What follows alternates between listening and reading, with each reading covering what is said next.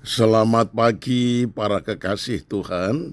Senang sekali bisa berjumpa di pagi yang cerah ini. Mari kita satu dalam doa sebelum kita menerima renungan papiku. Tuhan, betapa bahagianya kami di saat pagi hari ini. Karena kami dalam keadaan sehat, penuh dengan sukacita. Itu sebabnya kami sadar semua ini berkat kasih karunia Tuhan. Kami bersyukur serta mempersembahkan hidup kami di kedua belah tangan-Mu untuk Tuhan gembalakan sepanjang hari ini.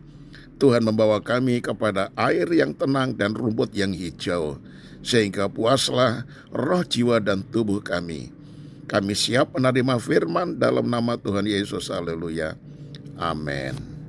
Saudaraku, tema renungan pagi hari ini yaitu berkat mengikuti renungan papiku. Nah, sebagaimana nama daripada sorga, suara gembala itu adalah renungan papiku. Ayat mas terambil dari Mazmur 16 ayat 11. Engkau memberitahukan kepadaku jalan kehidupan. Di hadapanmu ada sukacita berlimpah-limpah. Di tangan kananmu ada nikmat senantiasa.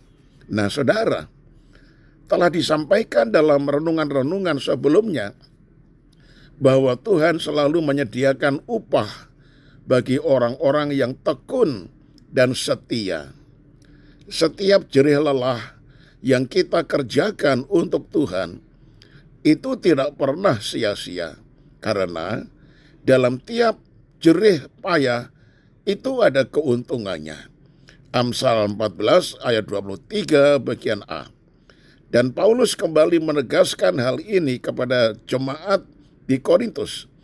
Giatlah selalu dalam pekerjaan Tuhan, sebab kamu tahu bahwa dalam persekutuan dengan Tuhan, jerih payahmu tidak sia-sia. 1 Korintus 15 ayat 58. Saudara, begitu pula ketika kita tekun menyediakan waktu pribadi untuk mendengar renungan papiku, pasti banyak berkat yang akan kita peroleh. Di antaranya adalah yang pertama, sukacita yang melimpah. Orang Kristen yang setiap hari bertemu Tuhan dan mendengar firman-Nya senantiasa beroleh sukacita dan kegembiraan. Dikatakan Yeremia 15 ayat 16, apabila aku bertemu dengan perkataan-perkataanmu, maka aku menikmatinya. Firman-Mu itu menjadi kegirangan bagiku dan menjadi kesukaan hatiku, sebab nama-Mu telah diserukan atasku, ya Tuhan Allah semesta alam. Berkat yang kedua adalah beroleh kekuatan. Orang-orang yang senantiasa menanti-nantikan Tuhan akan beroleh kekuatan baru setiap hari. Dikatakan bahwa mereka seumpama raja wali yang naik terbang dengan kekuatan sayapnya. Yesaya 40 ayat 31 bagian B. Yang ketiga, akan menerima damai sejahtera.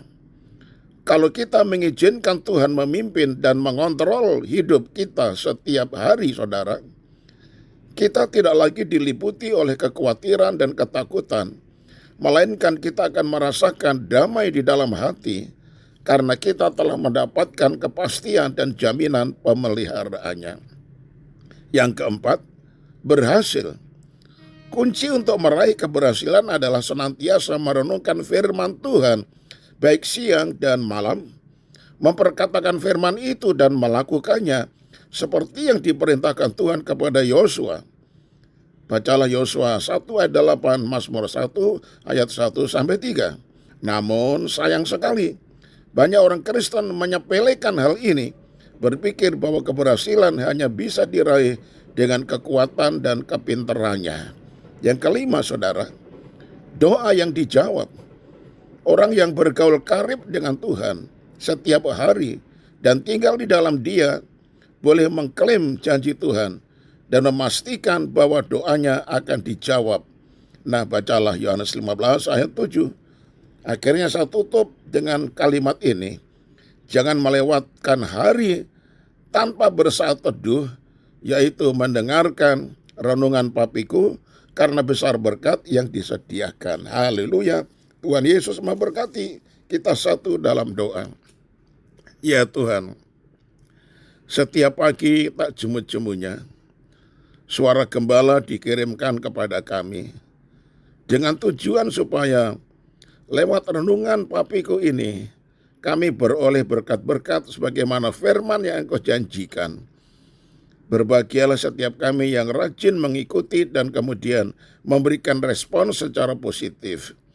Itu sebabnya ya Tuhan, kami rindu selalu dikirimi renungan papiku, supaya dengan renungan pagi ini kami mendengar suara Tuhan yang disampaikan lewat renungan surga.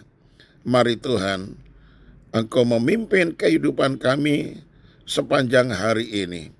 Apa yang kami perbuat, terutama di dalam kami bekerja mencari nafkah, Engkau akan memberikan berkat keberhasilan, yaitu berkat yang Kau sediakan bagi setiap orang yang betul-betul mendahulukan kerajaan Allah dan kebenarannya.